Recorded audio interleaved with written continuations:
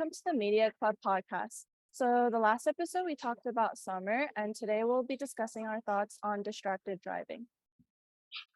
Before we begin with today's topic, we're going to introduce our speakers by mentioning our name, grade, school, and answering the question, what is your dream car? My name is Yuna, and I'm a junior at Yorba Linda High School, and my dream car is a Toyota. My name is Kaylin Kim, and I'm a rising senior at Sunny Hills High School, and I think my dream car would be a Mercedes or a BMW. Hi, my name is Irene O, and I'm a rising sophomore. I go to Diamond Bar High School. I don't really have a dream car, but I would say like a white SUV. My name's Lyle, and I'm going to be a senior at Troy High School, and my dream car would be a Range Rover.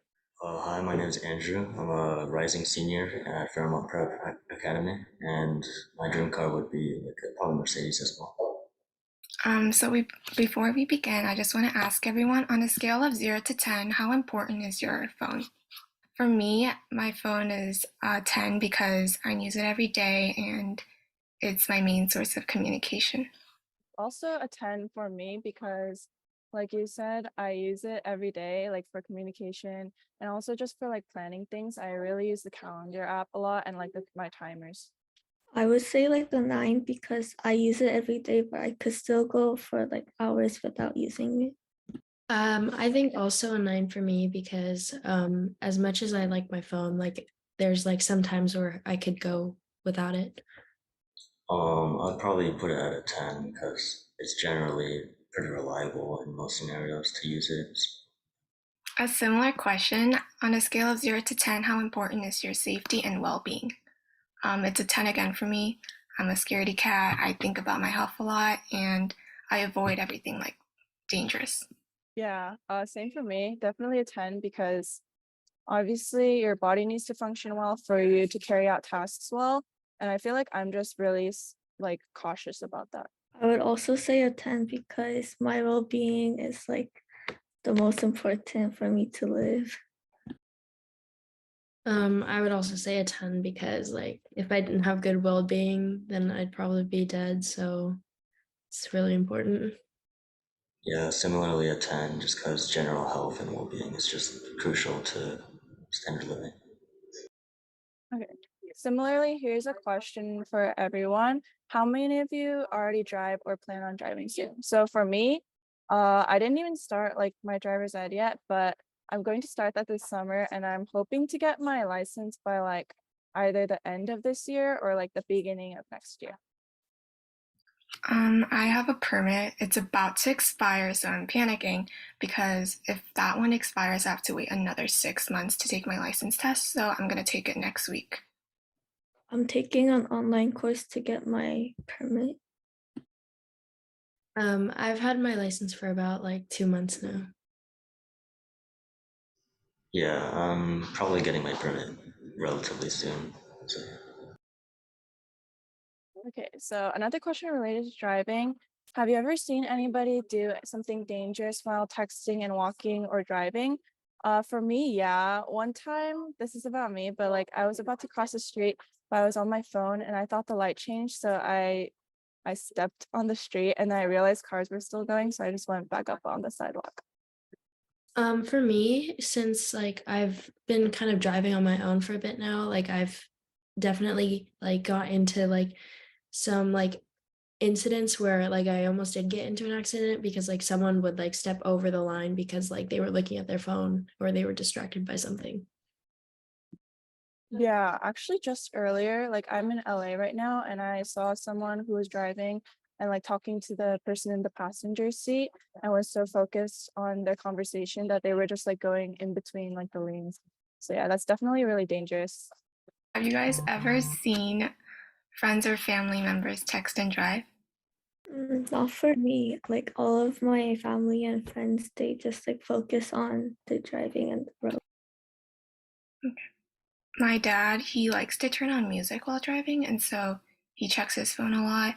Also, you know how like you can plug in your phone and then like the screen in front of it, you can see when messages pop up? Yeah, he checks it every time. I can't say the same for me. I think like I've seen like all of my family members and friends like check their phone at least like once while they're driving. And for me, like I always play music while I drive, so like I've had experiences where I would like touch my phone to change music and stuff. Yeah, I think people also do it like when they're at a red light, but I think it could be kind of dangerous sometimes. So what are your thoughts on like texting while driving or like doing something else while you're driving? Like, do you guys see it as dangerous? I'm not saying that it's like good to text and drive, but I'm saying like I feel like there's definitely like situations where you can check like if your fish is dying, then I think like you should like check and say, "Oh my gosh, I'm gonna be right there," you know? Just a little short message, not a long one, just a short one. Yeah, I would also agree. I think multitasking while driving in general is pretty dangerous, but there are some like scenarios that I think is justified where if it's like really necessary and you're stopped or there's not too much traffic, I think it's reasonable that you can check something just in case. Let's think of some other situations where like, do you guys think there are any exceptions to it? Yeah, I know some like stories that I heard from the news where it was like someone's baby was going to be born, and so like the police officer knew he was speeding, but like he let him through. Yeah, I think similarly, like a lot of people when they get a call like from the hospital or something about their family member or like friend, they like rush to the hospital and go like way over the speed limit. So I think maybe in certain circumstances, it would definitely have to be like looked into though. Maybe it could be excused. Moving on, has anyone you know personally gotten into an accident because of like multitasking while driving or like checking their phone? So I have this friend, she's a senior, she's going to graduate soon, but she drives and she drives so fast, you know, because she's like a new driver and I think she wants to explore everything, and she does like check her phone a lot and everything, but she's never have gotten into an accident before. But I just know that it's coming. Anyways, moving on. What would you do if the person driving the car or bus you were in like starts texting? Would you feel unsafe? I think if it's like my family member or like a friend driving, then I wouldn't say anything. But if it was like a bus driver, I would be kind of concerned. Whether I know the person or not, I just wouldn't say anything. Except for my dad, I would tell him something, but like I don't know, I'm just not very good with confrontation, and so I would just let them be. Yeah, if it's like similar to what Irene said, if it's like my family or friends, I usually probably wouldn't care because I have somewhat like trust in their ability to drive. But if it's like a Uber driver or something and I see them just looking down at their phone, I would probably be worried and ask them if they can, focus or something. Most of the time, if I see like my family or friends like texting a lot, then I'll like offer to like text or like send a message for them. But like Irene said, if it was like a complete stranger like on their phone, then I would definitely try and speak up and say something about it. What do you guys think about multitasking while driving? We talked about this, but like more in general. So like rather than just texting, like eating and fidgeting. I like read somewhere that like multitasking while driving is like equally dangerous as like drunk driving. I've heard a lot of people say that just to get like people who do that scared. So like for example, changing the radio station all the time and just like eating. I think eating is really dangerous too because you can choke. And like also since you're so focused on eating, you might not break at the right moment and like just small things like that. But I think, yeah, overall, I think you should be really focused on the road, even if you're really experienced as a driver, because it could be really dangerous and accidents can just happen in like a second. Yeah, I remember while I was studying for my permit, on the handbook it said like no eating. I don't know why, but it specifically said that, so I think that says something. Moving on. Is talking on the phone dangerous while driving? I don't think it's that dangerous because you could be focused on your road with like by seeing, but if the conversation makes you like emotionally unstable, then it could be dangerous. Yeah, I would say with like the new technology that cars have, like it's generally more hands-free. So I would say it's safer, but I think most of the time you should, if there's someone in the car with you, you should probably let them take it unless it's like a personal conversation or something like that, or just wait. Yeah, for my mom, she since I don't have a driver's license yet, she like picks me up from school, and before I get onto the car, she's like calling my grandpa or whatever. But like when she starts driving, she hangs up. So I think that's like a good habit. That's a good habit to have. Yeah. Yeah, that's definitely a good habit. Okay, so the next question is kind of similar to before, but like when you arrest someone who's texting and driving, do you think they should be treated like an intoxicated driver? So like should it kind of be treated the same as drunk driving and come with the same repercussions? I think that it depends on the circumstance in a way, but like if like they cause like some like accident or something, then it definitely should be punishable in like this like a similar matter. But I think that if like they were just caught like texting at like a red light or something, they should be like given a warning so that maybe it'll kind of like scare them into like not making it a habit and like changing. And I feel like so many people do it that like it's gonna be kind of a waste of time for the police officers. They should be doing something like more urgent. Yeah, I agree. Yeah. I think there are definitely like other crimes in the world that I think that should kind of get like the priority for the police officers, since so many other crimes might be going like unpunished just because of texting and driving. Not to like undermine it or anything. It is dangerous, but maybe not as equally dangerous as other crimes. So yeah, similar question, but should those who text and drive have their licenses revoked? Kind of assuming that it was like a really irresponsible case and not an emergency. I don't think so because I think they should be like on, I don't know if this is a thing, but they should like have a rest. You know what I'm saying? Like can't drive for like a period, but I don't think they should like permanently not be able to drive. I agree. I think like they should have like some sort of like suspension, but not like completely revoke their license. Yeah, I feel like that's pretty severe for a punishment unless they would be like a repeated offender. Otherwise, I would probably just do suspension as well. Yeah, I think in total, maybe like a fine would be the best bet in that situation. Do you think fines are a sufficient penalty for distracted driving?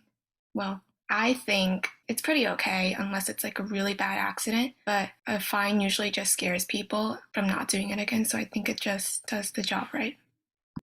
Yeah, and I think if it's like a certain amount, like $300, 500, I don't really know what's like a big amount, but maybe like kind of like a standard amount. I feel like it would really like discourage people from doing that. How much like money do you think the fine should be? I feel like it should be decently like large, but not like too large, like decently large enough so that like it would allow people to like refrain from doing it again. So moving on, should a person who's found guilty of killing someone while texting and driving be sentenced to time in prison? Because I know of some cases where like drunk drivers, they killed people and then had to go to prison. But do you guys think the same for texting and driving? I know it would depend on like the circumstance, but just like what are your general thoughts? I mean, a person has died, so I think prison is like the best place for that person. Yeah, like similar to like in the same concept, they both are like effects of your response, like your action to text, your action to drink, and while driving, which led to that accident, led to that person dying. So I would say that they both should receive equal punishment as now. Yeah, for sure. I think if death is involved, it like kind of changes the situation. So, how can society discourage people from letting their phones distract them, whether it be walking or driving? I feel like it's really hard because, as we said in the beginning, phones are like a really big part of all of our lives. And I feel like nothing like big could change a person from just like secretly texting. Yeah, I agree. Like no matter what people like put, there will always be like some people not following it. Yeah, I definitely think it would be really hard too, just because we're so attached to our phones and like we need them for daily communication and like instructions. And so, like, for example, if you're in a rush, you might just be on your phone. But I think you just need to kind of think about the consequences. And like, honestly, in most cases, like the negatives outweigh the positives. So, yeah. So another question is, do you think education alone is enough to eliminate distracted driving? Because in psychology, like some studies show that for certain issues like alcohol abuse, like programs and like really educating yourself about it really helps you to like prevent those negative effects. So what are your thoughts on it? Maybe it's just a me thing, but like just learning about the consequences really helped me like not do certain actions. Like they scare me.